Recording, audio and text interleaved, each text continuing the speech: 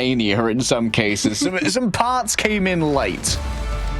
Yeah, some parts did indeed come in a little bit late, so a lot of these teams trying to figure out that synergy very, very quickly, as well as figure out the meta very, very quickly. Domination's meta has sort of already been predetermined. We've seen the rise of triple strategists and also the Atom composition. Convoy is where it gets a little bit more convoluted, with a lot of teams still trying to figure out the best way of breaking through those spawn holds, but it's going to be Hell's Heaven domination. The first time that we're actually really getting to see Hell's Heaven coming on through into the Ignite stage 2. No surprises to see Mantis given the boot immediately, but Vice breaking from the mold and removing the EMEA to manage to guarantee themselves one-sided EMEA in case something like a Venom, Jeff, and Atom composition manages to sneak through. So the question is for Dawncore now, do they go for the one-sided Mantis? Of course, Mantis has been copying, as we outlined in an earlier graphic, basically every instant ban available over the course of EMEA's Ignite. First up for Dawncore, though, making sure that it won't be an Emma Mag Vanguard line. First protect here. Surely if they don't protect the Mantis, it will be taken away. They're going to have a one-sided Mag. Interesting. It's a harken back to an ancient time. Yeah, this is what they did last time when they were up against Alcatsi. They have shown as well against Alcatsi that they would go for target banning. They burned the ban slot against Balassa's Psylocke. So if they feel like something from Vice is potentially a little bit too dangerous, they may well break away from the traditional ban meta and remove that as well, as Vice are just going to continue going through what we sort of understand now to be that draft. Ultron getting removed, Luna getting removed, Dawncore are actually going to remove the Atom, which I'm a big fan of, as Hell's Heaven is one of the best maps for Karmic Revival positions.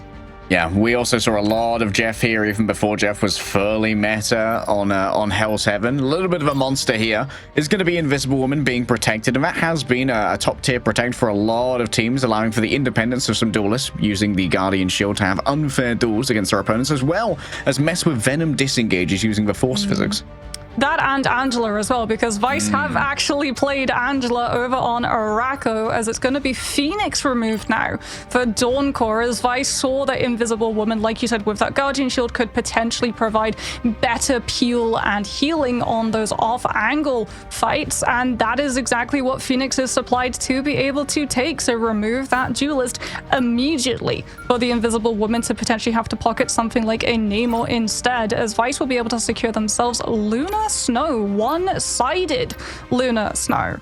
Yeah, one-sided Luna, maybe with both the metallic bulwark from the Magneto and a Guardian Shield. There's a lot of capacity to like maybe give some space over to something like a Star-Lord for the side of Dawncore if they wish to try and go after that, but I think that the displacement offered by the Winter Soldier certainly does have its value here. And as you pointed out, the Namor has been seeing quite a bit of usage in conjunction with the Hulk recently, even though Hulk does have a little bit of a struggle against the Invisible Woman, as you can reset his jump charge as well as entirely mess up his disengage utilizing that Force physics again.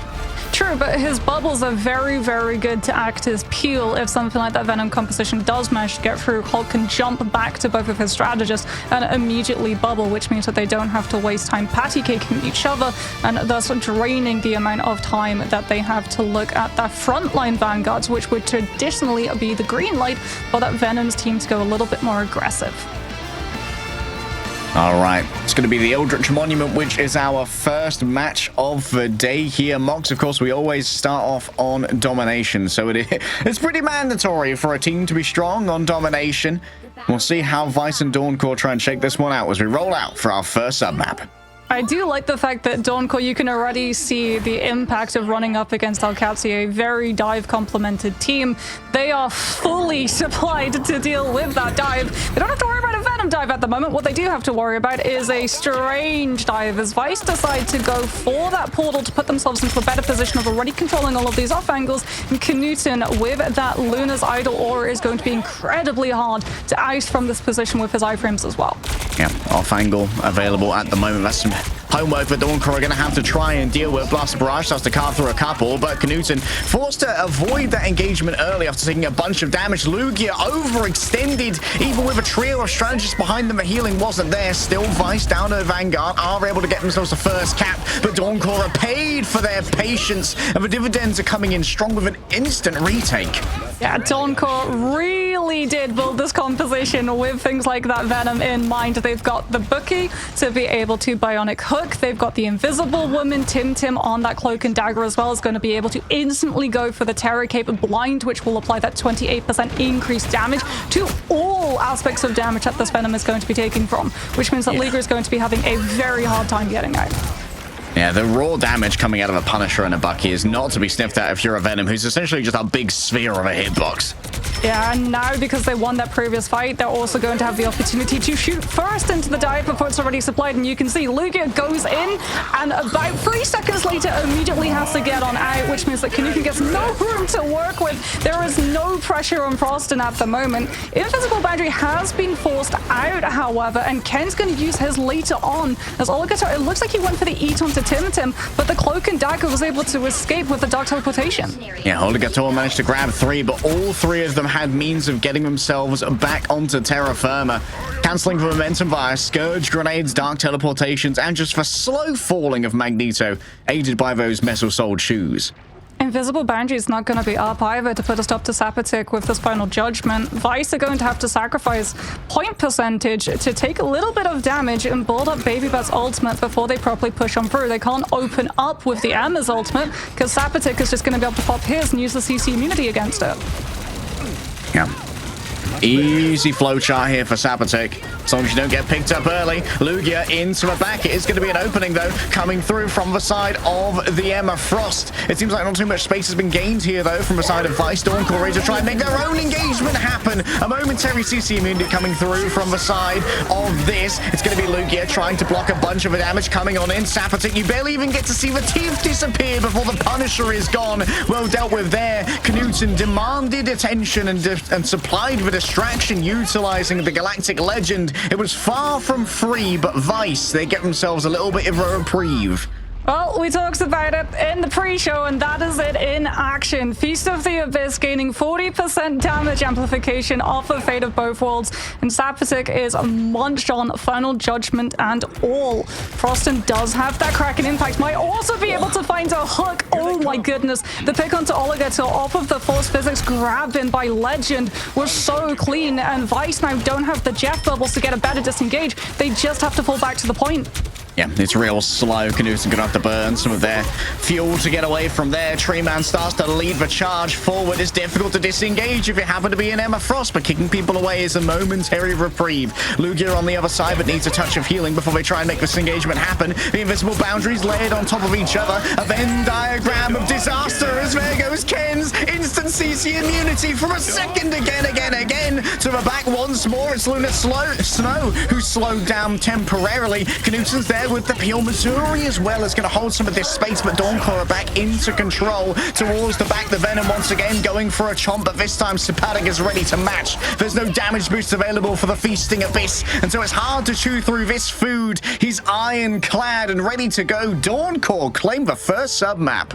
Yeah, and before a portal recontest can come on through from Vice, who were looking for the swaps to go for the min-max ult, even though they didn't have a strategist up and available for the ultimate, they'd actually swapped Oligator onto the Loki so that they would immediately, after coming through that strange portal, have the regeneration domain, a cooldown rather than an ultimate, to try to set up for Missouri Sonic Seduction, which would then lead into Baby Bat and Knuten's ultimates to come on through. So Dawncore finishing that fight as quickly as they could was a huge clutch moment. Sapatic being able to generate the ult as fast as a Venom as well, to be a little bit more prepared for that particular engagement as well, because like you said, Baby Bat was just a little bit shy of having the damage boost available that previously meant Sapatic was chomped through ignominiously by the Venom. Yeah, Dawncore are doing a really good job of using as well Kraken Impact for Frostin on this Winter Soldier to use the CC immunity to dodge out of the Jeff. Yeah. Look, that's crazy tech. He's still bunny hopping. Look at this guy. Still bunny hopping. Yep, and Grit's already in position for Strangling Prison. Vice, however, have made significant swaps. Lugia's now going to be going over onto the Hulk, Oleg onto that Namor. So we go over to Frozen Ethel, which has a little bit more verticality and provides some good off angles for those monster spawns to put pressure onto Dawncore's backline.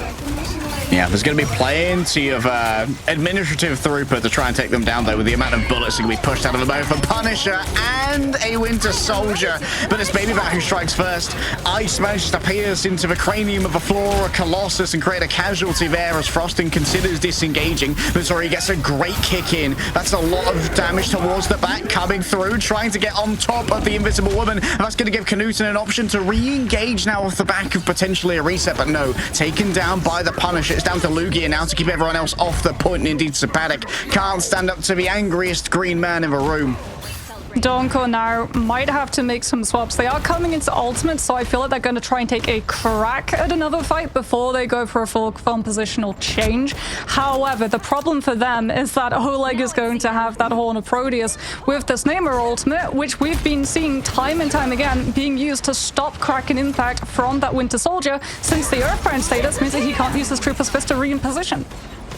Very true. Lugia noted for now, but a little bit too far away to actually give chase. In comes the Horn of Proteus. Seems to have mostly missed. Sapatic gets caught on the outside, but the follow-up's not going to be good enough. However, as you worry about Sapatic, that's when Frostin falls through the cracks. Dawncore, even with their collection of ultimates, their armory ready, can't break through.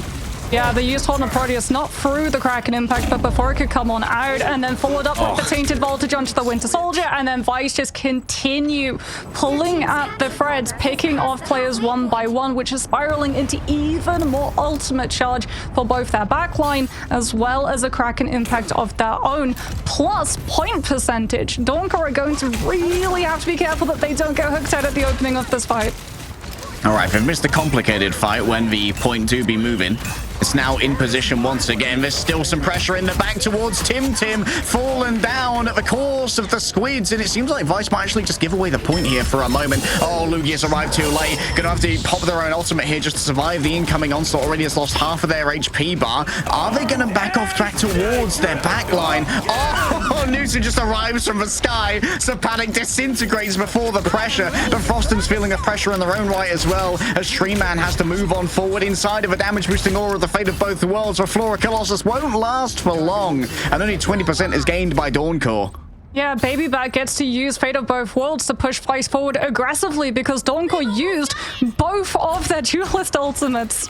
One to claim the point for themselves, and the second to try to match up against Knudsen and punish Lugia Goat's extension. Frostin now is going to be swapping over towards that Storm for that damage boost to potentially try and chunk through some of these Vanguards, but they have to survive all of the damage coming up from the Psionic Seduction. Tim tries to dodge it, leading the team forward with the Eternal Bond, but they dash directly into the Namor's ultimate. And Vice, this is just them cleaning up. Unbelievable read there from Oligator, knowing exactly where Tim was going to end their pathing, knowing they had to make a beeline towards the point, set up Giganto, and they were instantly squished under the biomass of the Great Whale. See, this is the adaptation, the battle of evolution between two teams that we get in Marvel Rivals esports professional scene. Dawncore came equipped for a dive composition. Vice rolled out in a dive composition, saw it wasn't working, swapped to something else. Now Dawncore have to try and figure out what exactly is going to be able to melt down this Namor and Hulk with these amounts of off angles. They feel like it's just going to be sheer damage output. We've got Punisher, we've got Storm, we've traveled all the way back in time to stage 1's meta. Be careful. There are some forces. It was but a flash in the pan, but the agains still ring out. The Judge Vajuri, the Executioner. I mean, we often see the Storm Punisher as a spawn hold breaking solution, rarely seen as much here on Domination. Yeah, it used to be run out more in stage 1, where you would try and chain together that Storm damage boost to absolutely melt through with your Punisher and also build up Final Judgment incredibly quickly. But Dawncore are taking advantage of what they were able to confirm through the ban system, and that was one-sided Adam Warlock, which means that Frostin is instantly going to have Soul Bond for when Vice decide to get aggressive with the Kraken impact. The Mantis as well. Very rarely we've been able to see her actually be used, despite being the most banned of all of the characters. Sabatic rolling on forward, easily able to get through those squids. Actually wants to move in here onto Lugia. Could be a touch of a bait here. Does get two of the less mobile characters down onto the ground floor. The Vanguards are ready to meet them. Rotterstern starts to pierce on through Sabatic here, and you got to be worried getting close to that frag drop. In comes the Kraken impact, shared out all of the responsibilities, but can take him down, and that's going to be the invisible boundary lowered once more, and an opening for Dawncore to move on forward here. Lugia Goat going to find themselves alone and destroyed, as it's going to be Dawncore with the first cap.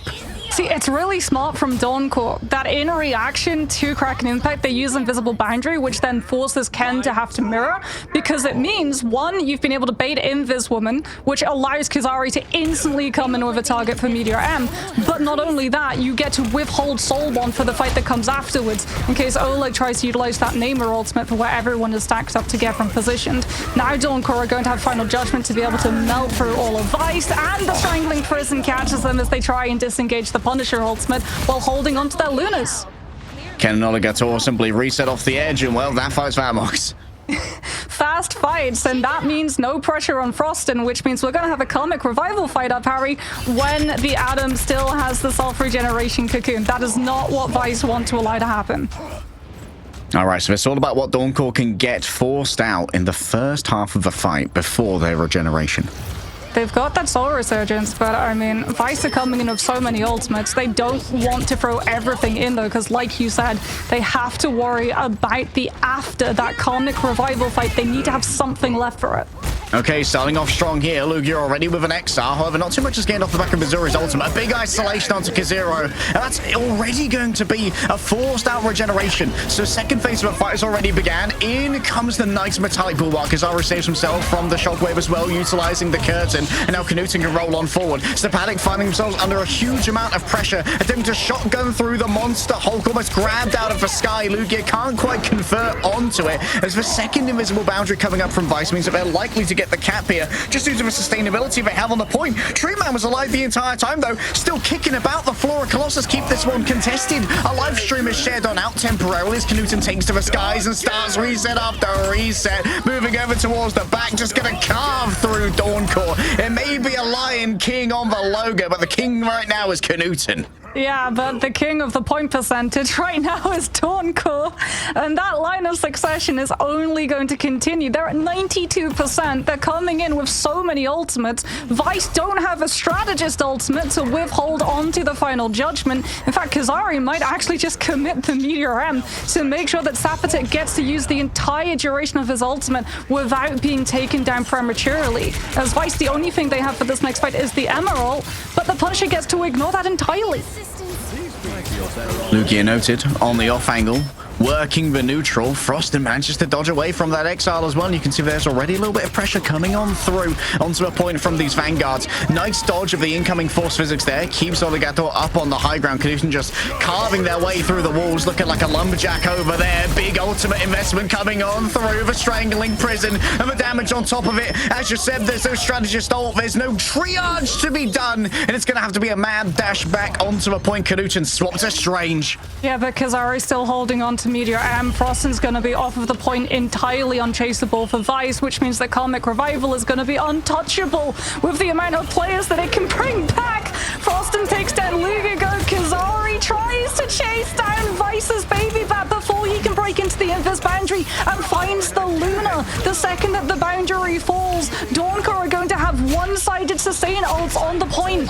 Oligator taken up high though. Frostin gets a pair of reses, moving on in now with the right clicks. Cosmic clusters, can they connect? Tim moves forward. Look at the speed on this Mantis. It's Insectoid Rage made manifest as Tim just throws out spore after spore. The healing wall is up as well. Groot's contributing to the sustain, and there's so little left for the side of Vice. It's just Baby back here dancing away, hoping that the party ain't gonna stop Knutson. You better bet that he's back on the Iron Man. Tony Stark has arrived, but Jarvis put a hole in this head right here. The shotgun carves on through. A casualty confirmed. Lugia might be feeling strong and angry, but he's nowhere near the point, and Dawncore claim map number 1.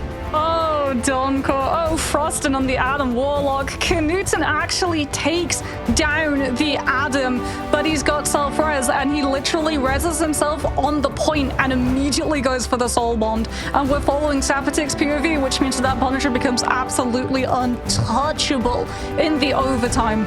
Dawncore won that map off of the draft. They managed to secure themselves what they needed against a dive composition, and then they also guaranteed that they banned out the Adam, which meant that Vice couldn't go toe-to-toe res for res when we went to those really long drawn-out fights. Just this momentary bit of extra sustain coming through as well from a Mantis Groot team up. We haven't got to see it in competition that often, but when it's set up in the backline, it just means that so often Frostin would not have to use their live stream to heal up miscellaneous poke on themselves. You know, they could rely on that healing coming on through from the Groot wall. And well, I've been thoroughly impressed by Sapatik as well. Great showing here on the Punisher. Not the most popular duelist at the moment, but you can definitely extract the value if you've got the raw mechanics. Yeah, and I mean, they are finding continuous value as well, being able to match the Emmer ultimate with Final Judgment, which then in turn allows Frostin, Legend, and Tim to hold on to theirs without being forced into it. The one time we saw Eternal Bond coming through from Tim against that Sonic Seduction, Vice had read it like a bestseller. They'd already set up the Horn of Proteus to catch the Cloak and Dagger in the dash, which meant that the Cloak wasn't able to go for the Dark Teleportation. In fact, you can't even go for your iframe as a Cloak and Dagger if you're stuck in the middle of the Neighbor ultimate, because it applies Earthbound. And even though, for some reason, Dark Teleportation is an iframe, it's counted as mobility, which means that it is cancelled out entirely by the Earthbound debuff. Yeah, just great accounting for all of the potential mitigation that could come on through. Oligator saw some great attempts at trying to dodge force physics. They often were trying to prioritize pulling Oligator off of those high grounds because, hey, if you manage to force out the Blessing of the Deep to get back on the high ground to rescue themselves from a less than ideal position, because Nabal doesn't really have much mobility, that's a long cooldown that needs to be accounted for. And now for Vice, it's going to be all about the accounting. Knuten had some confidence coming in, but are now one map away from elimination in stage 2 of Ignite. Find out if they can survive after this break.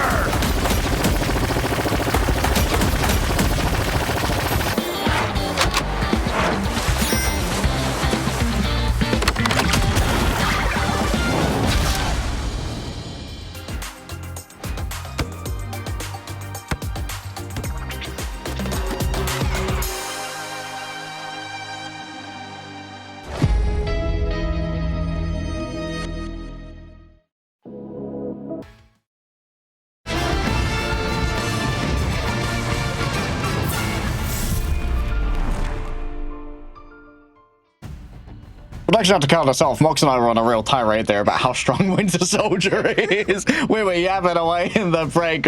We might see a little bit more of Winter Soldier coming on through, Mox, because he's pretty uniquely suited to the dangers of this meta. Yeah, he's got Bionic Hook to be able to deal with Venom. Not only that, Tainted Voltage to try and catch anyone who stacks with the Venom when that dive comes through. And then the CC immunity afforded to every single activation of Kraken Impact, not just the first, but every single one that comes afterwards, means that you can dodge out of the It's Jeff, hit the Jeff, get the elimination onto the Jeff, get another activation of Kraken Impact, and turn onto somebody else with CC immunity too. So I feel like, yeah, we're definitely going to be seeing more of the Winter Soldier as the stage continues. Yeah, if we're forced into more 2-2-2s, he deals very well, especially going up against Triple Strategist as well, because he does very well against the Resurrection as well when people have that lesser amount of HP. Just when they've been revived, you can start to chain those together rather well. Of course, if Ultron's on the field in those rare instances, 10 voltage, as you said, grounding Ultron makes him a lot more easy to take down, and it's a wide projectile up in the air. But for now, Vice they're in a bit of a Vice group themselves. Fear on one side and Dawncore on the other. Elimination is beckoning for a team that many would have assumed are the favorites coming into this particular matchup here. But Dawncore, they have been putting in the hours. They have been grinding hard in the grassroots tournaments, and it seems that all of that grinding has paid off, and they've been tightening up their performance even from just earlier this week already. Yeah, the coordination that they had against the dive today in comparison to when they went up against Alcatraz was night and day difference. But I will say, Vice can make this a little bit easier for themselves if they try and remove certain things from the draft. Dawncore have absolutely no problems instant banning out that Atom, because we have headed over to a convoy map, which means spawn hold central, and Vice are going to be target banning out that Magneto first of all. So they've seen that Dawncore, every single time they've played in Ignite matches, have saved the Magneto first, and they're going to take it away from them. All right, one-sided Magneto. Vice said, you know what, no more of this. Missouri's a pretty great Magneto player in their own right, and once again, Dawncore are just going to be prioritizing getting rid of these strategists. Maybe they get a one-sided Adam here. No, they're going to make sure that the EMEA is in play. This is similar to their previous Protector, where instead they went for that Magneto. Haven't seen any action on Luna yet, which often gets brought up early on in these drafts, but after what Vice just experienced, they likely don't want to deal with the Mantis Adam again. Yeah, and I mean, Dawncore want to have that Emma too, because we've seen a lot of the time that Vice, while they went for Hulk in the previous match, we also know that they do like to go for dives with things like that Venom. Plus, it being on Convoy, sometimes teams don't fortify themselves up for a spawn hold. Instead, they play relay, they ping-pong the objective with one of a high-mobility Vanguard, going in, keeping up the pressure, taking too much damage, getting out, another one taps in. Emma with the Carbon Crush CC puts a stop to that immediately. All right, once again, it's going to be Invisible Woman guaranteed to be present here for the side of Dawncore. And now Vice have to decide, are they going to use that last ban on Mantis, or are they going to let it slip the net once again to present a potential problem later?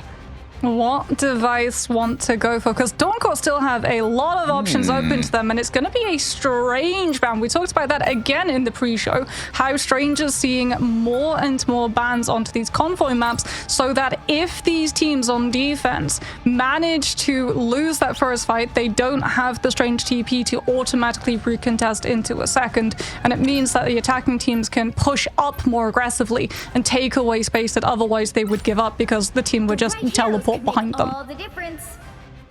Can be real difficult to deal with here. Strange ban from both sides. No surprises. Dawncore, well, they are already surprising me here. You know what? They made quick fans of me by having being able to bring out something like the Bucky Punisher seems like a bit of a grog way to deal with the Venom, you know? Just maximum firepower with the purple of the Terror Cape, making Venom real vulnerable. But sometimes the simplest answer is the best one, Mox. Yeah, but Vice, by going for the ban on Strange, they let the Mantis through again. Yep. Which means that by removing the Strange, you target out the return to second fight strategy for the defenders, and also a potential portal recontest in long drawn-out fights on the objective itself. But in comparison, Mantis with the 12% damage boost, I mean, you're getting that practically every single seed that you're going to be giving to these players. So they are going to have a much higher burst window than Vice if it comes out to a 6 versus 6 brawl. 3, 2, Could be the case here. Quick swaps over. Looks like Mantis not going to be making an early appearance. It's going to be the 2-2-2 coming through from Dawncore. Once again, going for their maximum firepower. This used to be combined with Rocket Raccoon in the times of yore for unlimited ammo. Want to pull there onto Kizaru. Can't escape with the Carbon Crush. Doesn't have the vertical. However, manages to just get away with raw leg power. That and a lot of pocket healing coming on through from Tim and Legend. That Guardian Shield was doing work, but unfortunately, Sapatic has been lost. Dawncore, by having to put so much resources into getting the EMEA to disengage, gave up so much space. And Vice just get to push forward now. Dawncore don't have any space to disengage, which means when the Goddess boost comes through, that damage is going to be sticking around. But Frostin is the hero of the hour on the Winter Soldier. Doesn't matter if the strategists don't have LOS onto him. The second one of those abilities comes out, he gets extra shields on his health bar. Oligathor got taken so fast in the kidnap, didn't even know where he ended up, just woke up in a fugue state in the spawner, like, where am I? That's 83% to Kraken Impact in the first fight coming on for Dawncore. Vice going to have to be very concerned about that one, especially if they lose one of their players early on by getting pulled from Catwalk onto the low ground, because that's going to force the fight much sooner than they would prefer to take it. They need to stall for time before the strategists have these ultimates. Watching for that Magneto shield for a second, but it goes down. Oh, it's actually onto the EMEA shield right there. The charge D just absorbs some of the incoming damage, but Frostin is doing plenty of their own right now. It's a fully fledged assault here from Vice, even while down one of their members. Knutson, double damage boosted, is able to just carve on through. Frostin had designs around the bank, but Knutson with the Goddess boost just carves through Dawncore. Yeah, and he was pocketed as well for a part of that final judgment with the invisible boundary still being up. Ken got it literally to the millisecond necessary, as Dawncore are actually going to be swapping Treeman's onto the Captain America to try and tap onto that objective. Remember, they didn't have the strength to TP back into it, but that's where the EMEA comes into play. Carbon Crush instantly grabs the Captain America, and there's no stall opportunity afforded, which means that there's no slowing Vice down. Worse for the defense, they've just picked up a whole bunch of staggers, which is going to allow them now to start taking over that high ground, which is going to make it even harder for Frostin on this Torch and Sapatic on the Punisher to find angles when this next fight starts off. Tim might be looking for a pull here onto Missouri. I'm not sure if they know they... Yeah, here we go. Thank you, observers. But might be able to grab them in. Actually, not going to opt into it this time around. Maybe didn't want to reveal themselves too early in terms of that position. Knutson with the culling turret is able to do a lot of damage to these walls when they're roused up by Treeman. Up comes a sonic seduction, and anyone who gets grabbed in is going to be in big danger. Sapatic crushed into a twisted metal salad by Missouri. It's the classic ranked answer, and you can see the quick flick over to 40% damage boost to make sure you can get the wombo combo onto Tim, who gets cooked. Yeah, and I mean, because they had that Lunar ultimate up as well, they didn't have to worry about the Mag's Meteor Arm breaking and the Mag being taken down. If Final Judgment was able to melt the ultimate before it was committed to, Vice doing a very good job of dealing with all of these win conditions that Dawncore put into them, but they still haven't been able to break through Subway just yet, as they're going to be trying to farm up to something like that invisible boundary to come through into this next fight, because they know that Treeman is going to have that Groot ultimate up, and they still have to watch out for the off angle. The Sapatic off of the Punisher is on the Phoenix. Yeah, Sapatic was working those off angles, trying to put some pressure on the margins, but knowing how far forward this cart has gone, it's time to make a move. Knutson dragged on in. Oh, speaking of dragged on in, Treeman's got nowhere to go. They managed to get through the legend as they were singing a song of their own mythos there with the fate of both worlds, but the fate has been decided by Vice, and it ain't looking good. This is literally just stage one all over again. Get your Punisher his ultimate, pair it up with a strategist ultimate, pocket the entire duration of it, and you don't even have to worry about a Magneto on the other side because you banned it out. Vice have so much momentum on their side. Nice little angle there. It's going to give Knutson a little bit of early poke, and it's quite the bunker that's been generated. You do have to worry, though, about Dawncore coming into this next fight, because that Groot ultimate, plus the torches, has the damage potential to find these picks even through a strategist ultimate if it was up. However, Oligathor has scouted out that they can just go aggressive to force the Supernova in return from Dawncore to zone the attacking side away from picking up space from that Storm ultimate, which means that the Strangling Prison from the Groot is far less of a threat. Yeah, Groot's still going to be able to retake all of his space, though, with Ken falling down. Oligathor unlikely to escape from this one with a slow float of a storm. And now you've got to try and move through this choke point. I wouldn't mind seeing Oligathor swap here. We'll see if it's going to be the case. Maybe they just like the eternal damage boost. Yeah, that damage boost is going to be coming in real handy, but this next fight, it's going to be Baby Bat with this fate of both worlds. Like we talked about, the Groot ultimate is still going to be in play. The EMEA's not going to be in play any longer, and oh no! The which means the Strangling Prison gets deducted to 50%. Oh, and Dawncore have already used so much here, but he's trying to clutch it out, getting in close and personal. Oh, a little bit of an alley-oop there onto Knudsen. Yeah, he gives him a little bit of a do-si-do. It's time to fall down on point, though. Casualties abound to just stop the progress of the objective. It do be moving, though. Treeman's return. Oh, Treeman actually gave up the half charge as well towards the Strangling Prison to go cap. No, he got it cancelled. He was the CC'd, so when he swapped to cap, he just had the 50% max ultimate charge that you can carry through. To that next freedom charge is Knudsen. This is the war for Dawncore. Final Judgment's online, so too is Baby Bat and Ken's ultimates. If they want, they can just cross corner and put the Punisher into motion. Okay, Sapatic doing their best. No, can't get away on the zipline.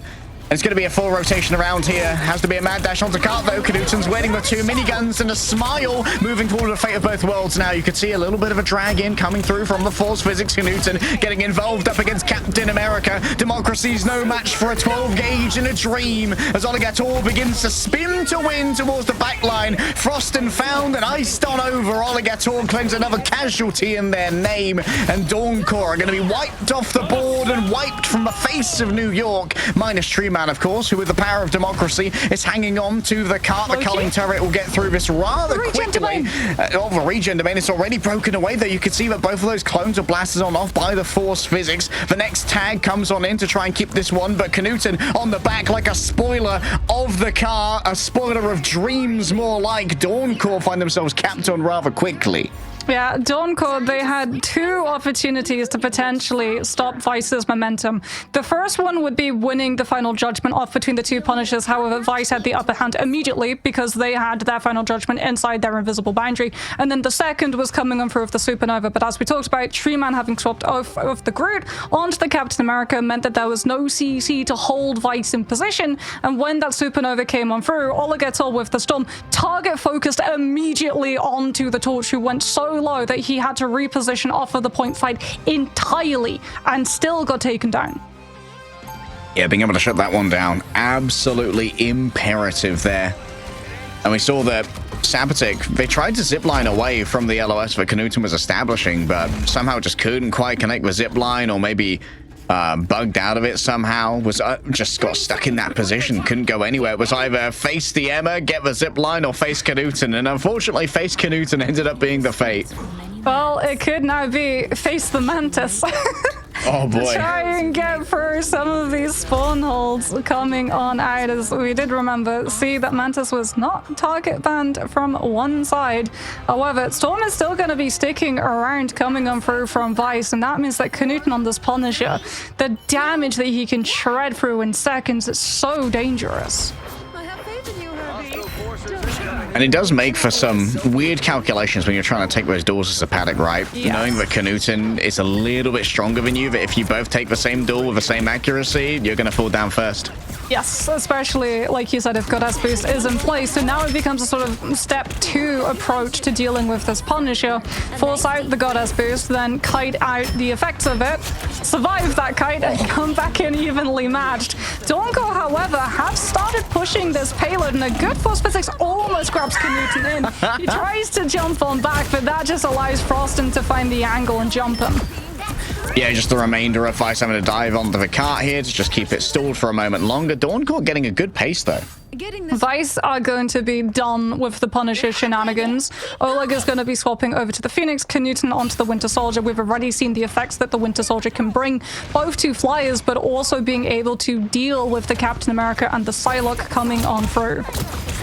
All right, Shades of Citadel. Not quite as successful, though. Sapatic already having to disengage as Dawncore. They're just getting this early poke in to get free push on the Fantastica. So we're going to come down on this first point of this fight right here. And Dawncore still need a couple more moments before they have ultimates available for this one. A quick disengage coming on through. Treeman in the back is creating quite the ruckus. Sapatic doesn't quite want to commit, and no one's on the cart. With everyone still alive and kicking mocks, there was no one to contest. They were just peeling so hard. Yeah, Dawncore have so many angles angle controls that Vice are just being overwhelmed of places to look. Main is not safe. Left and right side also not safe because you have to worry about the Captain America and the Psylocke hitting from one space, the Torch looking at you from another angle entirely, and then the front line, as we can see, Legend. Yeah, sometimes, you know, you just get a little bit bored and make sure that you're setting up your invis boundary in the position that you want it to be, as this invis boundary is going to be the thing that separates Dawncore from finding themselves wiped by the Kraken Impact in this next fight. Oh, quick grab in there. Onto Knudsen. Has the Kraken Impact. Good to go. I believe they've already lost the Aegis here, so potentially people are going to be grabbed on in. Ken's already down, and yet Valuna thinks that it's time to move on forward into the invisible boundary. Remember, everyone within this is now slowed on through, and there's no second strategist ult, so Sabatic knows it's time to go. Focus in damage. It's going to be shared out amongst the Vanguards. Oligator, the next to fall on down. Sabatic's got nowhere to really go. Needs to just try and get aggressive, beat out the Vanguards in close range combat. Missouri and Lugia aren't up to the task. Yeah, there's an attempt at a grab coming through from Knudsen, but Dawncore have come alive so fast. They're going to have like 5 minutes, 20 seconds for last now. And Ken committed invisible boundary on the objective, thinking that Vice with the closer respawns on second would be able to get their duelists back into the fight and manage to win it off of the back of either Kraken Impact or Ensong Inferno, with being it opened up by Lugia's Psionic Seduction. However, they're not even going to use the Emerald Ultimate. Lugia's going to be swapping onto the Captain America because they know, like you said, 5 minutes in the time bank for third is an insane amount of time. They need to stall this out. Oh, we're looking for that early pick. Sabatic might well be the one grabbed in. Remember, the Trooper's Fist now has an anti-mobility effect on it thereafter, which complicates the disengage. What a play there from Froston, trying to ice over this defense, but Knudsen's got other ideas, heating up in the neutral with the Kraken Impact. Froston's going to be a free reset off the back of that one, and Dawncore sent scupping back to spawn. Yeah, Lugia on this Captain America, even without a Psylocke, is just running at that backline, which in turn is forcing Kazari on the Emma to have to be much more proactive and peeling the Captain America off of that backline, and then it weakens the rest of the space, and Vice get to finally walk on forward without having to worry about being overwhelmed out by 3 different angles. As we can see, Frost now on this Human Torch already scouting out the Captain America and marking him before he can try and force anything.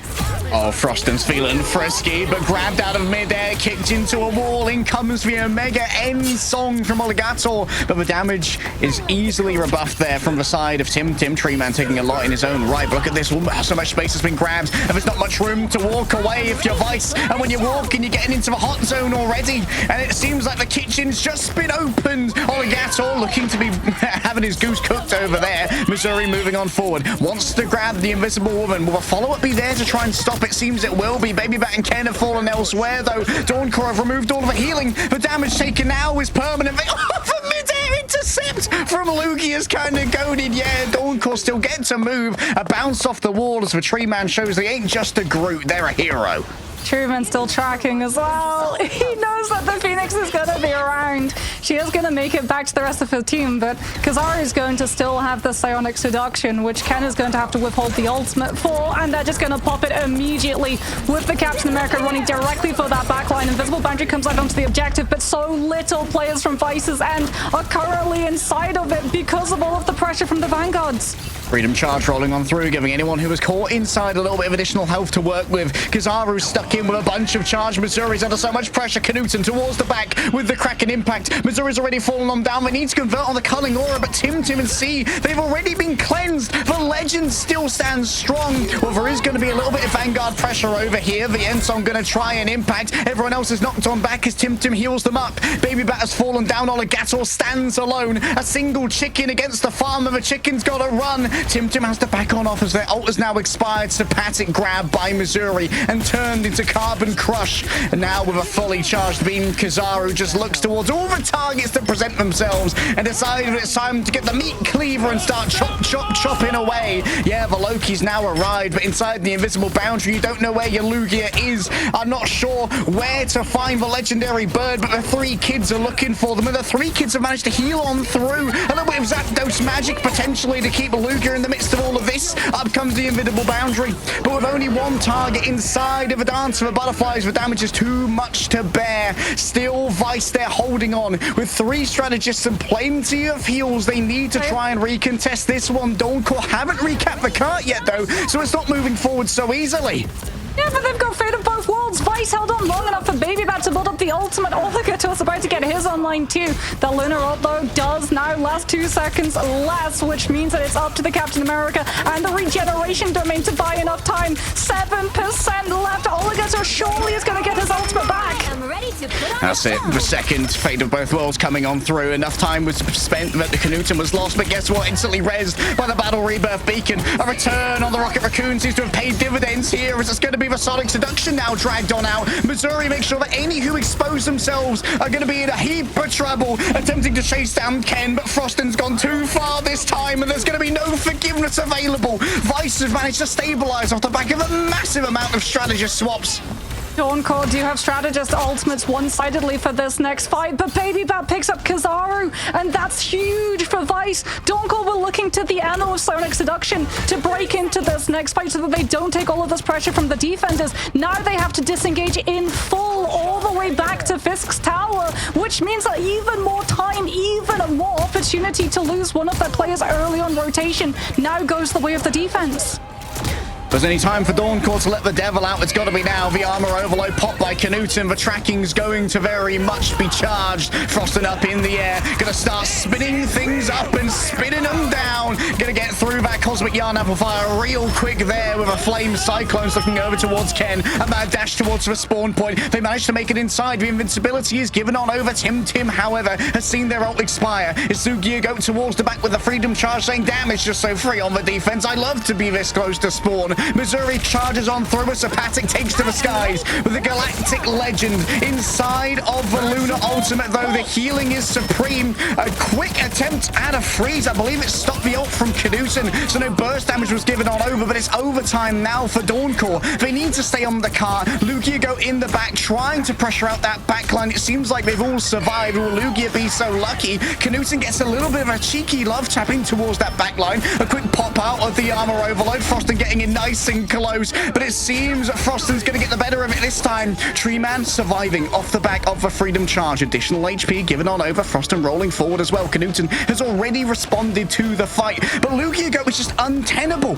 intractable, uncontrollable as well. Froston moves on forward because the Yarn Amplifier is back again. It's so many ults already coming through from the side of Vice. Dawncore have naught but seduction on their side. They're going to need more than a charisma saving throw to make this defense work out well. Knuten has their entire sentience seized and crushed underfoot, but it's the hopes of Dawncore that are going to get crushed in the end, with only a couple of players remaining and a dance to keep them merry in their hearts. The bardic inspiration's flowing, but Sapatic needs more than inspiration. He needs a miracle to carve through what Vice are bringing to the table. There's too much healing, there's too much sustain, there are too many members, and there are too few Dawns that are left on this planet as Kizaru emerges on the Venom, and there's nothing to do but stare at the pretty lady. Oh no, the Sonic Seduction! Maximum Pulse takes down the Captain America even through the invisible boundary, and Dawncore, they try to hold on for so long, but Vice, what a stall. What an absolute stubborn fortification of third. I think that's the longest we have ever seen a team hold third on Convoy. And I mean, the staggered fights where they had the Loki regeneration domain, the Captain America freedom charge, the Lunar Fate of Both Worlds, the Rocket BRB station to bring someone back if they fell prematurely, as well as, like you said, the fact that the third point of Midtown, the respawns for those strategists, while yes, you do have to walk a little bit further out where you actually spawn, but the gate that provides you full heal is so close to giving you LOS on the rest of your entire team that when we actually saw Dawncore try to properly make a move the second time that they invaded into that spawn position, it was actually Treeman fully running to the spawn doors on the Captain America, trying to entirely block any LOS from the backline strategists. Oh man, now this is an Avengers level defense. 5.5 minutes on third Mox, and that could have gone to pot real quick. However, I mean, the quick swap onto the Rocket Raccoon as well, like you were saying, there are these priorities sometimes where you come back on a strategist because they've got a long cooldown that's going to be useful, like a Soul Bond, a BRB, or a regeneration, rather than prioritize something like a better strategist out in the long run. They pay dividends. Yeah, and I mean, the Loki too, the regeneration domains, huge huge props to Oleg, who was able to come on through and just before Lugia went down on the Captain America, perfectly cast the Doppelganger's position so that you managed to get your regeneration domain. Because at points like that, where you're trying to make sure that the Doppelganger is going to be positioned correctly, if you screw that up and your Captain America goes down because you have to place the Doppelganger, then get the animation cast of regeneration domain, if that had actually been desynchronized, it would have been done. It would have been something like 3.5 minutes in the time bank coming on through, but Oleg is able to pull through.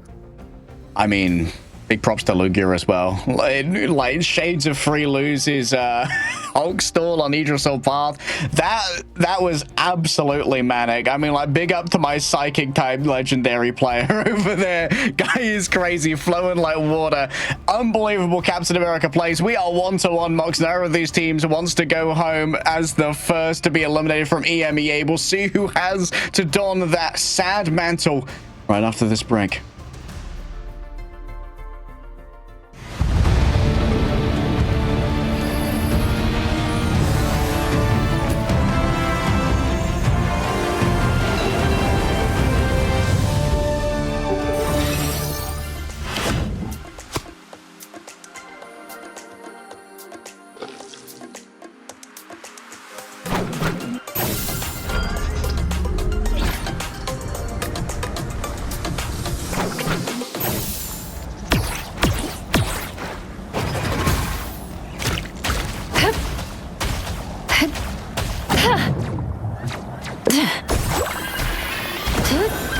Psionic Surge!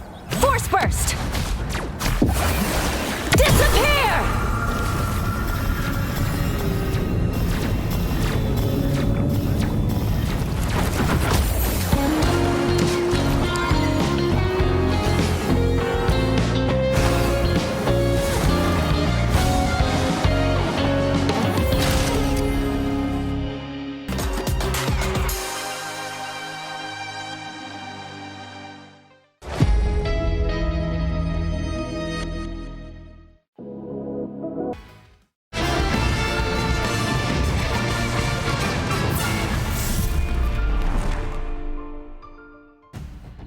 Absolute cinema, Mox. Whew, what a series we have. I'm sad that it's only best of 3, but we've got to send one of these teams home because they are giving it their all. However, now it's Dawncore's choice where we go for our third and deciding map.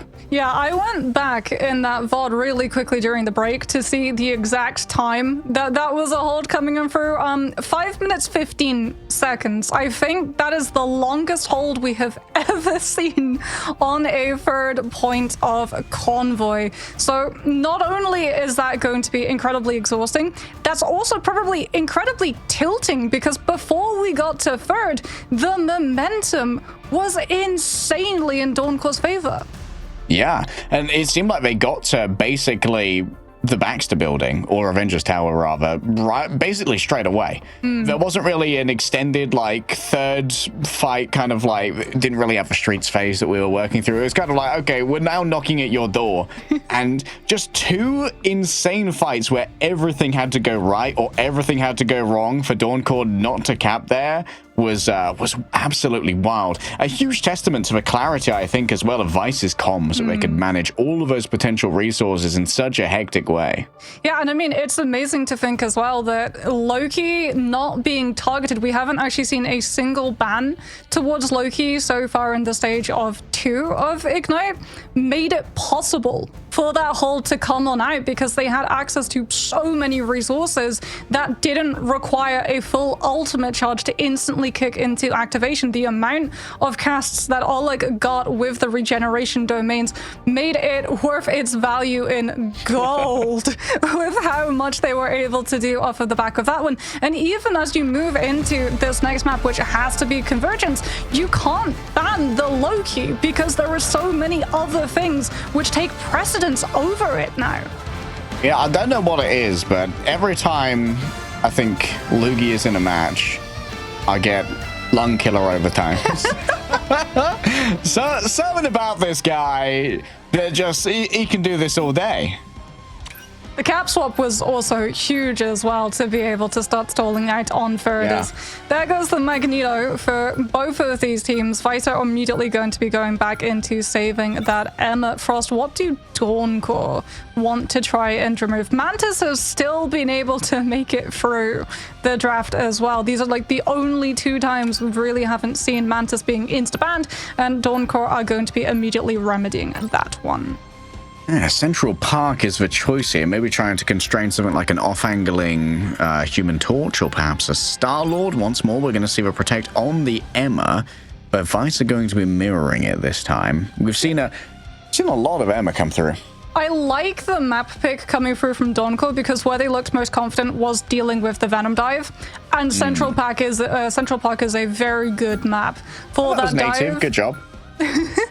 Which is going to mean that Emma is going to be finding a lot of value being able to peel for the backliners. Both of these teams are going to be removing the Mantis, and then Vice are going to be removing the Human Torch. And I mean, Human Torch from Central Park as well. This is also likely one of his, if not his best map when it comes to the amount of verticality that you have, plus the sheer pressure that all of that constant spam damage can put a lot of defending teams into just backing up and giving space. This is a great Jeff map as well. I wouldn't mind seeing Jeff bans here. All 3 points have environmental frag zones, and we've seen Fate put Jeff to great use here for Na'Vi previously. True, but with the Winter Soldier, for Frostin, I feel like it doesn't really force Dawncore to want to ban out the Jeff. In fact, I feel like they kind of want Vice to play into it. Could be the case. That's going to be the Adam. Take it away. No resurrections this time for anybody. Unless, of course, they decide to play Rocket. in some freaky last point contest. Be safe because the overtime fights are still going to have things like the Captain America as well as the Doctor Strange stall for those portal recontests. This is going to be one-sided Ultron picked on up for the side of Vice, which means that if we see something like Phoenix come through from them, they're going to have a lot of sustainability. All right, Ultron on the field for the first time in this matchup. And Oligathor certainly has the aim to try and make it work. Would not be surprised to see that Jeff come through either. But of course, they are going to be an attacker spawn, so I won't pay as much attention to that just yet. Dawncore going to be starting off on the defense here. And it seems like Sapatic is by no means a tourist of the Punisher. Loves to bring that out all the time. Well, we also saw Frostin already locking that Winter Soldier, and Dawncore being on the defense. First of all, I would imagine that's going to be sticking around. Just as well on the off chance that Vice decide to go for a min-max that we're seeing a lot of teams on the attacking end do, which is if you either have Adam or Jeff or Venom walking purely first fight with one-sided link, so that even if you don't gain all 3 ticks of the point percentage, you can still bag 1 or 2. Finds a little hero there, a little bunker being erected here for Sapatic to get some early ult charge. Truman's also just going to be starting to build up some of these group walls. As we can see, the Invis woman is going to be pocketing the Punisher up on that vertical angle as Vice do indeed roll out with that Jeff. The Ultron isn't going to be pocketing something like a Human Torch or a Phoenix. It's instead going to be the Iron Man, one of Knuten's fan favorites. Yeah, Knuten is, of course, going to be offering the Nano Beam team-up as well to the Ultron. It's like we very rarely see in this level of play, but does have cleave and is actually great for pocketing Knuten through his more dangerous angles. You can see it coming from the right of your screen right now to make sure that Knuten has the sustainability to make that peek into the massive guns that Dawncore are holding on point with. He's building up so much damage as well right now. Almost just 10% away from that first ultimate. However, you are going to have to try and get it through. Groot Walls, Emma Shield, and Invis Shield as he goes for the off angle directly in Sapatic's face. Bro did not download the right half of his screen, unfortunately. I need to quickly patch that before the next match, I guess. Sapatic, emboldened, moves forward with shotgun in hand, and it feels like Dawncore are not done yet. 3 players dragged on in with the strangling prison. Gasp for air, they gasp for space, they gasp for freedom, but Lugia will find none at the hands of the Emma Frost. Yeah, catching everyone on the disengage with that strangling prison is now going to buy time for Frost to build up the Kraken impact to match wits with Ken's It's Jeff, which is going to be up and available in this next fight. So we can see Frostin already playing a little bit more of an aggressive position just so he can try and get that tainted voltage connection onto as many players as possible. Knudsen can't afford to be caught by surprise once again, but Venom's now emerged. Although I do think they are going to have the same issues that they had over on Hydra base, just instantly purpled and carved on through. That's going to be the final judgment already used. Reinforced, of course, with a strategist ultimate there behind. Good disengage coming through from Vice Mind. If Lugia can get out of this one scot-free, then they've essentially weathered the storm for free. Yeah, they knew what they were doing, opening up with that Emma ultimate, because that means that the Pun doesn't have his to try and melt through the Venom. Out comes the Rage of Ultron, and it's forced now Legend to have to drop the invisible boundary, which sets up an immediate target for the Edge Jab. However, here comes Frostin, and that's why we saw the Kraken impact being in play. However, the Iron Man with the Ultron are able to keep the Winter Soldier occupied, so Ken's able to carry his quarry off of the map, forcing now a teleport recontest. 4 Qs used at once, not too much going to be left. Just going to be Lugia here with the Feast of the Abyss, and the arrival of the Wolverine complicates matters. Up onto Knudsen in the sky, almost a fully charged Dark Maelstrom, but refuses to use it. Tree Man dips in for a momentary heal, coming back refreshed, for Chlorophyll has been refilled as 3 players are dragged into a strangling prison. And once again, the Gulag claims a couple. Ken's going to be the first to fall. There can't be a commitment here to the Lunar Snow. Instead, a quick disengage from the Venom. So close, 97.5, only 2.5 separates Vice from their first cap here. An attempt to try and overwhelm all of these large bodies with the Wolverine. Yeah, Frostin could try and make it on through, but the Rage of the Ultron's all that they need. Oligator is just so clean when it comes to healing up the remainder of the team, but they're sustained for everybody now. Oh my goodness, and Angela's turned up in the midst of all of this. Yeah, Angela comes back into these fights so incredibly quickly. Tim was also able to utilize the Eternal Bond, but oh, the Psionic Seduction with the maximum pulse coming on through from Knudsen combined to take the Angela down. And Dawncore now 1 Vanguard absent, don't have the strength to deal with another. It's Jeff. Ken sacrifices himself, and finally Vice are able to claim the point in its entirety. Turn up on Angela. Get ulted by Emma Frost and Iron Man. Swap off Angela. Flowchart complete. Dawncore now going to be going right back to the formula that's been proven so effective at dealing with this Jeff and Venom, and that is the Winter Soldier and this Invisible Woman. Sapatic too is going to have that final judgment, but he's probably going to be holding it a little longer, as we talked about, Missouri burned that Emma's ultimate to deal with the Angela previously. Oh, Knudsen taken down by the primary fire of Rotter Stern here. Frostin's been sick in these neutrals, managing to find those duelist duels whenever they were needed. A big isolation here onto Emma Frost, taking to the sky. This is going to be a quick disengagement here. The damage is going to be forthcoming. A big damage boost to try and make something happen with the Feast of the Abyss. But for now, everyone's feeling well sustained with the exception of Sapatic. Over towards the back, the Venom's really gained themselves a bunch of space, and that forces out between the Ultron and the Venom's pressure the invisible boundary. And Frostin going to have that Winter Soldier's Kraken impact to deal with the It's Jeff, because Ken is so incredibly close to an environmental drop-off. Here comes the Venom. Kizaru trying to hold down the space of the front line with the Sonic Seduction so that Vice can't capitalize. But the Iron Man of Knudsen, if the Winter Soldier's looking at the Jeff, gets a little bit more room to be able to play. And now that we have the symbiotic shenanigans also as that team of the Lugia and Ken to work with, Vice have a little bit more sustainability to that composition that they didn't have before. Yeah, they can stand on business a little bit harder when they're getting that stream of healing coming through from the Jeff. And also because Jeff doesn't really suffer from that much drop-off on the healing, can stay on cart to make sure that it's always pushing along. Treeman does have that strangling prison, but we've already seen Vice are just going to probably try and go in, get a little bit more space off of this objective with the pressure that these off angles hold. Psionic Seduction is not going to be group walled off in time, and Lugia will continue to move forward, setting Ken up perfectly for the drop-off of 3 off of the map. Lugia, aura farming during the freeze. As they just try and find the stags, it seems with 3 strategists here, the sustainability of a patty cake is going to be a little bit too much, but look at all this free space. Yeah, Lugia Goat's going to be coming up to this Feast of the Abyss too, which you have to worry about if you're Dawncore, because even if Legend comes through with the Invisible Boundary, well, Baby Bat will likely have Fate of Both Worlds to amp up the Venom ultimate at that point as Kizaru falls early, and Dawncore still haven't been able to find a safe way of engaging into this next fight.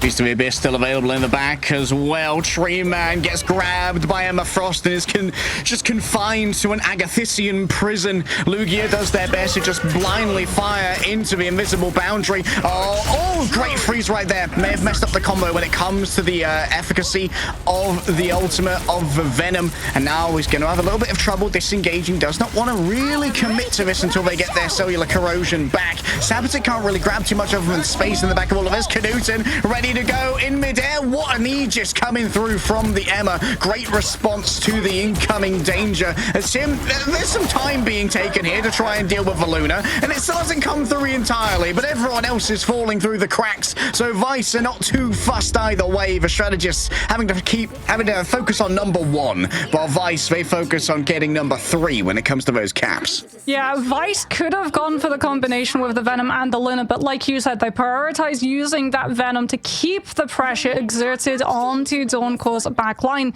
and it means that Tim and Legend are constantly having to deal and keep their cooldowns ready for the Venom coming through against them, which then weakens that frontline fight to the point where we don't even get to see Treeman utilize the Strangling Prison for the entire duration of third. Oh, it's real rough, Mox. It's real rough. This is, remember, the map pick of Dawncore, so maybe they've got some special sauce on the table for their attack. Dawncore maybe sticking with this Punisher as well. Yeah, here we go. Punisher and Storm. It broke things apart so incredibly quickly. Is it going to have the same level of value? As Knudsen's going to be starting on the Ultron, Oleg on that Star-Lord, so he's going to be able to dive with Lugia on this Venom, but he's also going to be able to play counter flyer to something like the Storm, who does not have the opportunity of getting into the Eternal Bond, because you have to be touching the floor to be able to receive that healing from the Cloak and Dagger's ultimate. Yeah, Storm does not fare amazingly into the Star-Lord. It's not a very fair fight, Mox. Especially when one Star-Lord is going to have that Ultron as well to try and keep up the prowess. And I think they read as well that Dawncore would be breaking out the Storm, because this is very much a counter flyer, so that the Storm isn't going to be up and continuously giving the Punisher that damage boost. All right, so Paddock going to be pushing out so much damage here. Legend in the sides of Lugia decides to go for the middle so they can get the maximum efficacy out of that cellular corrosion. And noticing that there are a couple of platforms that have been erected here by Tree Man. These might have to be dealt with earlier as Lugia Goat sets up yet another dive. A distractionary measure in towards the back. Strategists have to look at each other. A quick purple afflicted as Oligator is going to be forced to disengage elsewhere and fly through the window back to their healers. Yeah, but he's got iframes, which means he's going to be able to get out mostly scot-free. They've also been able to really deal with the uptime coming through from Tim, so it's the Rage of Ultron, the strategist ultimate, that builds first, which means the Vice can just get aggressive and pressure Dawncore on the low. Yeah, they're just coming in from so many different angles. You have to have independently swiveling eyes like a chameleon if you're on Dawncore to see all of the places where Vice are really nipping at your heels, and they're going to be chased back to spawn already. Ken's going to have its draft too. Dawncore don't have the Winter Soldier to be able to try and dodge out of that. And if they get pelted as well by this dive hitting them as they walk through, that's going to be even more time burnt off of that clock and potentially a strategist's ultimate force before they can even get to the objective. It would be tragic for that to happen. Lugia's going to try and make it work, though. Cellular corrosion grabs multiple players. Sapatic doesn't even bother turning around for Lugia here. It's all about moving forward. But Jeff threatens the incoming eats, but good right-click coming through from the Cloak and Dagger. A classic counter from the days of Reddit lore. And, oh, still they're going to try and make it work here. No healing behind to try and sustain this ult from Oligator. So the Galactic Legend is going to be in a very perilous position. However, they've already forced out a singular strategist ultimate in the form of that Fate of Both Worlds. Tree Man around the back gets absolutely nothing off the back of a strangling prison, and Legend's already fallen down, got mugged on the way through. Oligator gets plenty of healing, and Sabaton can't stand up to the dark energies released from the Sorcerer Supreme. Kizaru isn't even offered the escape option. The golden handcuffs have taken themselves out as they get sent back to spawn by force. Yeah, Vice in that first stage of the fight didn't use ultimates to try and win it. They were using it to stall for the portal to come on through and then to build into their own fate of both worlds after Tim's and Legends had expired. Now they're going to have to die of Agamotto. There is an Emma Frost in play, so you do still have to worry about the CC immunity coming on through, but here comes the dive once more, and immediately Lugia forces the cooldowns and just gets hyper. Knuten gets picked regardless. And maybe Knuten a touch overextended there, looking for something to do with the Eye of Agamotto. Sapatic just forced into this corner. Look at the speed on Missouri. That's 4 people grabbed. Oh my goodness. Welcome to the arms of Agathis. I hope you enjoy your hug. Emma Frost carves through them, has to get through the walls though to try and escape. You can see Lugia from one side of a screen to the other, just doing their best to create space between the core of Dawncore and the remainder of Vice. Galactic Legend ready at the back. 2 stuns coming through. Froston and the Legend, as Froston is 1% away from their Mega Hurricane. They instantly pop it out. It's going to be down on top of a Jetfire. I imagine as Ken is punished for their audacity. It's an all-out assault from Vice, but Dawncore inside the invisible boundary, and they're feeling the love of the invisible woman. Big plays coming on through from Frost, and that's the second time he's used the activation of Hurricane to dodge out of Ken's It's Jeff. Sapatic as well was able to go for the frame perfect activation of Culling Turret to have the CC immunity to dodge away from his. A classic of stage 1, and that is going to allow Dawncore to finally bag that point, but the amount of time that they have to play with because of how this dive was able to stagger and burn out that time bank, it's so little. They need to win this first fight. They can't afford to get stalled out. They do have the ultimates to do but the dive pressure onto the Punisher is immediate. Sapatic can't receive any form of healing, and the win condition is denied. Yeah, but backline distractions went crazy there, coming through from the Jeff. Just made Lugia have such an easy job to do when it came to taking out those duelists. Bounced up and then into the doorway. Big body block here onto Treeman. Doesn't care that they're catching damage from the Emma Frost. They're more concerned about lumberjacking. Well, Froston is immediately going to be swapping off of the Storm onto the Winter Soldier, but Knuten's going to be kicking things off aggressively with the Rage of Ultron. Vice can just aggressively dive and utilize that Rage of Ultron to find themselves a further footing in that back line, which is going to force the Eternal Bot, and they still pick Sapatic through it. Oh, unbelievable. Great focus fire right there. The Strangling Prism once more drawn on up. They get Baby Bat through their own ultimates, but still, there's a dream. A good dodge coming through from Treeman to stop Ken from being able to grab them there inside of a healing pool, though. There's no option but failure for Frosted, unfortunately. Standing on business, Sapatic drags out the miniguns. It's a brazen attempt here from the side of Lugia to try and carve on through, but unfortunately the tree wants revenge for body blocks previous. Frost as well is going to have the Kraken impact, considering Vice went for the It's Jeff early before the Winter Soldier had it online to dodge it. So now they've only delayed the problem, which they're going to have to deal with. But look at what Knuten is. Does Dawncore know that the Ultron is all the way behind them, trying to play distraction on the back line? I mean, to be chilling back there. Oh, and it's going to be Missouri who opens it up here. Plenty of seductions and plenty of frags thereafter. Such a fast team wipe. Dawncore have one last chance to stay in Ignite. Missouri perfectly opening it up with that Stone Extraction, and then Knuten from the back line able to keep up the pressure onto Froston, who was trying to hide away from the Emeralds, but to use the Kraken impact to dodge away from it. But again, the target focus so immediate onto these players from Dawncore, and like you said, this is the last fight that Dawncore have available to them. Kraken impact, they don't want to use it now because Vice are just going to disengage it. Big grab straight away. Knuten in towards the back. The AoE spreading out the damage, but Legend not feeling like there's too much democracy going on here. The democratization is over. The Imperial reign of Vice has begun. There's no one remaining, just a dream of an Emma Frost. And even with a Carbon Crush collected onto Knuten, it's a mad dash with the portal. But unfortunately, I don't think Bro passed his driving test on this one. Froston's off the map, courtesy of Missouri. And Dawncore are vanquished from Ignite. Vice survive for now. Vice is min-maxing on that dive, especially into the Cloak and Dagger. The first was absolutely insane. I didn't want to talk about it in the moment because so much was going on.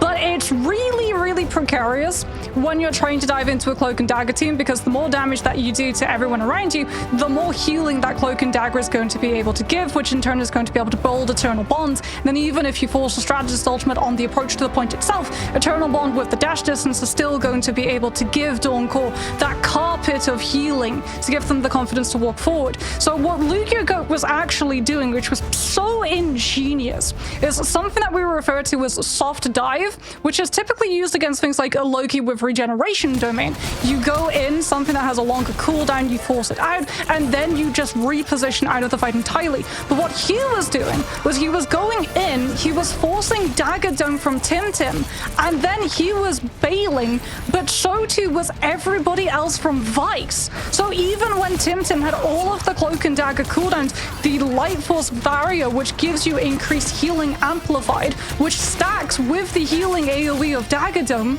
they weren't getting to use any of it when damage was actually coming through, which is how in the first fight, Rage of Ultron bolt faster than Eternal Bond. And that's showing us the generalized mastery of Vice when it comes to not only management of their own resources, but the management of enemy resources as well. It's a well-deserved win here, certainly hard fought for.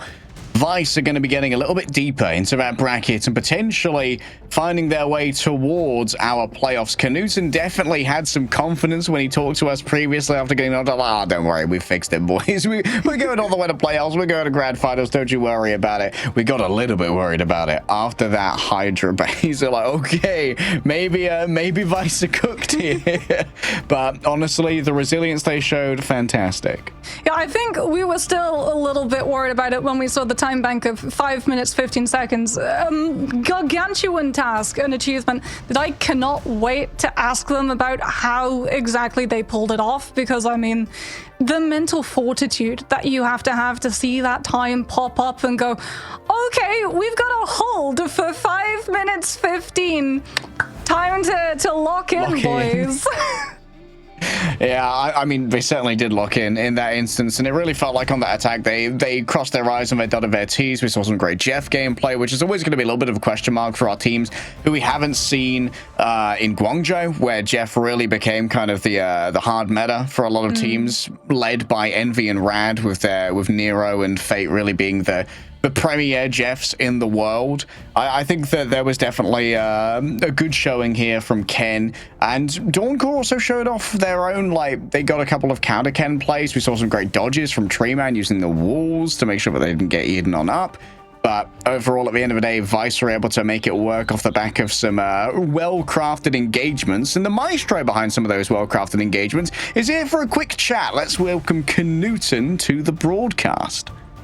Hello, everybody. Oh, let me sit in range here. What's up, everyone? Let's get you in frame. Well, my lungs are gone, as is usual, with one of your games. Let's just open up straight away and ask what the comms were like towards the end of that Midtown defense. Let me just say that I might need to go to the doctor to, like, I think I have permanent voice damage, because I've never screamed more in my life after holding that. It was a marathon. It was a battle between life and death. And I mean, like, can we just talk about Alligator, the Flex Goat swapping to Loki, having those immortality lamps on the point? Definitely wins us the game. I mean, like, Lugia, the unkillable man on point, apparently. The guy is fucking Thanos. Sorry for swearing. But, I mean, like, it's just such a great, like, stall that I feel like it's something special, you know? It lays in my heart now, forever.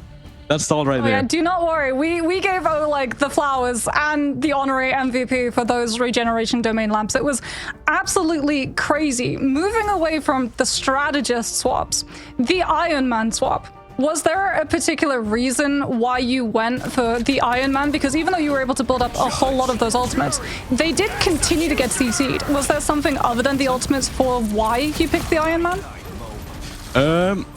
Yeah, well, I mean, like, it's honestly more of a feeling rather than anything else. I feel like when I'm on Jarvis Jr., that's what they call me in the city, there's something special that lights in me, and it's something that I prefer being on. Having that instantaneous burst of damage in one of those last fights, I feel like it's very crucial, where you can't really get that on anything else other than Iron Man. That insane gamma burst you have of 8 seconds, right, where you can, like, kill through everything. To really just shut down their final attempt of stalling the point. That's yeah. I've got another question about your Iron Man. First ult on Central Park. Did you manage to fix your monitor? I assume the right-hand side turned off. Listen, I don't know why this guy is like going up there. First of all, like over your team maybe. Why are you going there, bro? He's alone. And then I'm like, okay, I'm gonna nuke the backline from here. We call it. And then I see this guy just going up, and I see, oh fuck, goodness gracious. He has a shotgun. I'm cooked, guys. I'm cooked. It's over. Oh, jolly goodness gracious. What is this guy doing alone up here? And then, yeah, the rest is history. We recovered, thankfully. But, like, dude, I was like, this is not real, bro. This is not real. This is not the way I go out. It was rather unfortunate that we had a direct POV of that happening too. But looking then at Central Park in terms of the success, Hell's Heaven, obviously you guys tried to go for that dive composition and it didn't really work out into things like that Winter Soldier. But then when we went to Central Park, we saw that you guys were still able to deal with the Winter Soldier and the Punisher. What changed between those two maps that you think the dive had more value? I mean, like, to be honest, I think I wanna give this one to honestly, it's my fault, because I, first of all, I jumped off the map a couple of times, where I had to use my ult to save myself. I don't think they captured that, though, thankfully. If you're wondering where my Bucky ult went at some point on her saving, it's because I fell off the map and I had to save myself. And my Star-Lord was like, yeah, my Star-Lord is like, I don't know, I'm hitting on stage, because I did not play well on Star-Lord at all. And after that, we kind of realized, I mean, like, Dawncore is definitely a team you shouldn't mess with, but I have unparalleled ego, and I believe every day of the week that my team is better than anyone. And we just kind of like reset, had a little talk about, guys, like, this is like, we can do this, right? We shouldn't be worried. We're here together, and we've been practicing for a long time now, right? And we thought about the bans a little bit, and then we kind of just ended up going with what we felt was right. No counter bans, more like, okay, what are we gonna beat these people on? What are we better on? Okay, we don't care about whatever they play. They can pull out 4 supports on Torch. I don't care. So as long as we win and we feel comfortable, that's what we're going to do. Well, you guys certainly were rewarded for your brazen plays today in the latter 2 maps. Thank you so much for joining us, Knuten, and hopefully we get to talk to you again if you guys